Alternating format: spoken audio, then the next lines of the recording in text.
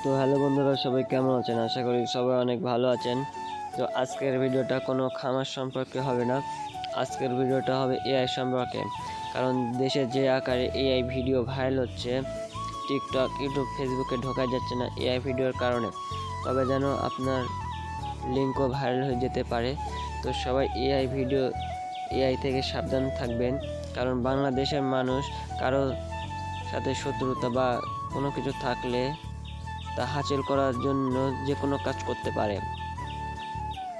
দেখবেন কবে যেন আপনারও লিঙ্ক ভাইরাল হবে। তো সবাই এআই থেকে সাবধান থাকবেন।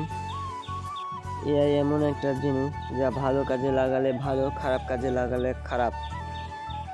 তো আমার এইটুকুই বলার ছিল। দেখুন ওয়েদারটা কি সুন্দর।